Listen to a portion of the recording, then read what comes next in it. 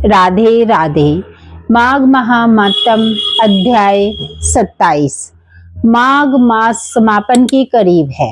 अंतिम 5 दिन रह गए हैं। माघ एकादशी से माघ पूर्णिमा तक महाफल देने वाला समय है। शास्त्रों में वर्णित है कि 3 या 5 दिन के माघ स्नान से ही इंसान के कई जन्मों के पापों का अंत हो जाता है। अब आज एकादशी के इस पवित्र पावन दिन श्री गणेश जी महाराज की वंदना करते हुए माघ महात्म्य का अध्याय 27 सुनेंगे। गणेश की भक्ति है परम सुखद, ज्योति से है ज्ञान झलकता। जो भक्ति करे इसकी वो ये बन जाता उसका पालन करता। बोले गणेश जी महाराज की जय। आज मैं आपको एक जरूरी सूचना देना चाहूंगी कि मेरा ब्लड ग्रुप ओ नेगेटिव है। अभी किसी को ब्लड की जरूरत पड़ी तब मुझे पता चला कि ये कोई भी ले सकता है। अगर किसी को ये ब्लड ग्रुप चाहिए या खून चाहिए तो आप मुझे जरूर इन्फॉर्म करें कमेंट बॉक्स में लिखकर। धन्यवाद। कल माघ माह अध्याय के 26 में गंधर्व कन्याएं यमराज के वरदान से जीवित हो उठी। उन सबको नरक का वरदान बता रही थी। सबसे पहले कन्याएं बताती है कि पापी जीवों को मारने के बाद क्या क्या यातनाएं दी जाती है।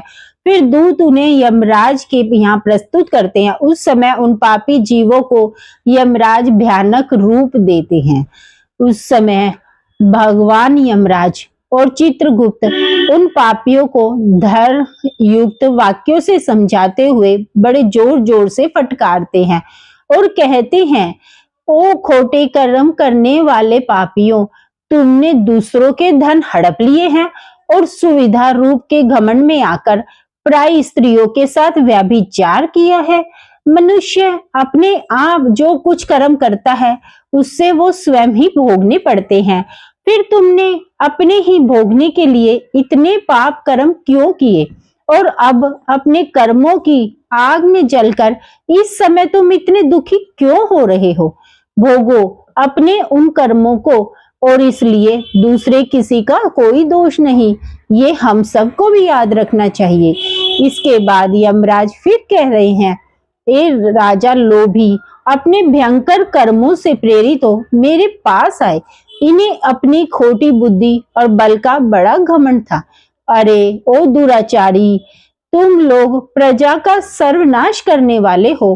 अरे थोड़े समय तक रहने वाले राज्य के लिए इतने पाप क्यों किए। राज्य के लोभ में पड़कर मोहवश बलपूर्वक अन्याय से जो तुमने प्रजाजनों को दंड दिया है, इस समय उसका फल यहाँ भोगो। अब बताओ कहाँ है वो राज्य, कहाँ गई वो रानी जिसके लिए तुमने इतने पाप कर्म किए। अब तो सब छोड़कर तुम अकेले ही यहाँ आकर खड़े हुए। यहाँ वो बल भी नहीं दिखाई देता जिससे तुम प्रजाओं का विध्वंस किया करते थे। इस समय यमदूतों की मार पड़ने तक कैसा लग रहा है। इस तरह नाना प्रकार के वचनों द्वारा यमराज के उल्हाना देने पर वे सभी राजा अपने अपने कर्मों को सोचते हुए चुपचाप खड़े हुए। इस प्रकार राजाओं से धर्म की बात कहकर धर्मराज उनके पापों की शुद्धि के लिए अपने दूतों से इस प्रकार कहते हैं, उच्चन महाचन, तुम इन राजाओं को पकड़कर ले जाओ और आग में डालकर इन्हें पापों से शुद्ध करो। तभी ये दूत इन राजाओं के पैर पकड़कर उन्हें बड़े वेग से आकाश में घुमाकर ऊपर से फेंकते हैं। फिर बुरा बल लगाकर तपाई हुई शिला पर जोर से पटकते हैं। शिला पर गिरने से उनका शरीर चूर चूर हो जाता है। उसके बाद पाप की शुद्धि के लिए उन्हें नरक के समुद्र में डाल दिया जाता है। इस पृथ्वी पर नीचे नरक की 28 कोटियां हैं।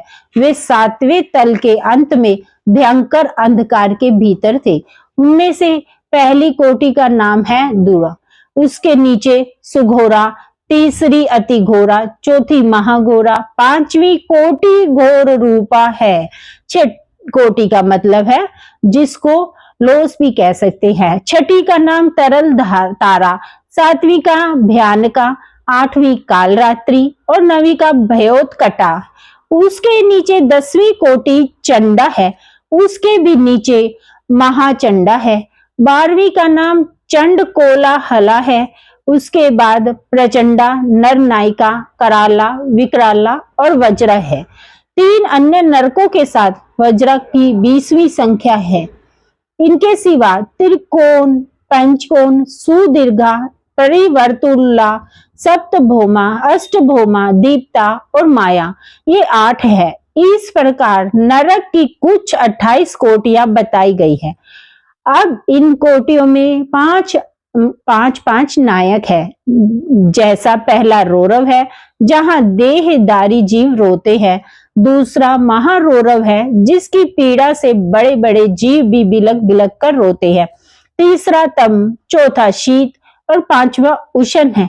ये प्रथम कोटि के 5 नायक माने गए हैं। इसी तरह अन्य कोटि के भी 5 नायक है। इसी तरह कुल मिलाकर 140 नरक माने गए हैं। इन सब में पापी मनुष्य अपने अपने कर्मों के अनुसार डाले जाते हैं और जब तक भांति भांति की यातनाओं द्वारा उनके कर्मों का भोग समाप्त नहीं हो जाता, तब तक वे उसी में ही पड़े रहते हैं। जैसे स्वर्ण आदि धातु तब तक उसका मैल न जाए तब तक आग में तपाए जाते हैं, इसी प्रकार पापी मनुष्य भी पाप खत्म होने तक नरकों की आग में शुद्ध किए जाते हैं। इस प्रकार कलेश सहकर जब ये शुद्ध हो जाते हैं, तो शेष कर्मों के अनुसार ये पुनः पृथ्वी पर आकर जन्म ग्रहण करते हैं। हमने माताओं यमलोक में इतना भयंकर देखा कि पापी को इतनी सजा दी जाती है। वहां ऐसे ऐसे नरक है जो कभी ना देखे गए न सुने गए। वहां दी जाने वाली सभी यातनाएं को न हम जान सकते हैं और न ही देख सकती हैं।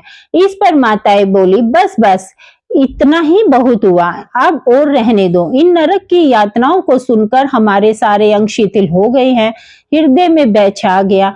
तुम्हारी बातों को याद करने से ही मन सुध बुध खो रहा है। तब कन्याओं ने कहा, माताओं, इस परम पवित्र भारतवर्ष में जो हमें जन्म मिला है वो अति दुर्लभ है। इसमें भी हजार हजार जन्म लेने के बाद पुण्य राशि के संचय से ही जीव मनुष्य योनि में जन्म पाता है। परंतु जो माघ स्नान में तत्पर रहने के वाले हैं, उनके लिए कुछ भी दुर्लभ नहीं है। उन्हें यहाँ पर परम मोक्ष मिल जाता है और भोग सामग्री भी सुलभ होती है। भारतवर्ष को कम कर्म भूमि कहा गया है। अन्य जितनी भूमियां हैं वे भोग भूमि मानी जाती हैं। यहाँ यति, तपस्या और याजक यज्ञ करते हैं तथा यहीं पर लौकिक सुख के लिए श्रद्धा पूर्वक दान दिए जाते हैं। कितने ही धन्य पुरुष यही माघ स्नान करते तथा तपस्या करके अपने कर्मों के अनुसार ब्रह्म, इंद्र, देवता का पद प्राप्त करते हैं। यह भारतवर्ष सभी देशों में श्रेष्ठ माना गया है, क्योंकि यही मनुष्य धर्म तथा स्वर्ग और मोक्ष की सिद्धि कर सकते हैं। जिस जीव ने मानव जीवन पाकर भी अपनी आत्मा का कल्याण नहीं किया, वो महामूर्ख है। कितने ही काल और योनियों के बाद जीव मानव जीवन प्राप्त करते हैं। इसे पाकर ऐसा करना चाहिए जिससे कभी नरक में न जाना पड़े। देवता लोग भी यह अभिलाषा करते हैं कि हम लोग कब भारतवर्ष में जन्म लेकर माघ मास में प्रातःकाल किसी नदी या सरोवर में जल में स्नान करें। माघ महात्म्यम अध्याय 27 समाप्तम।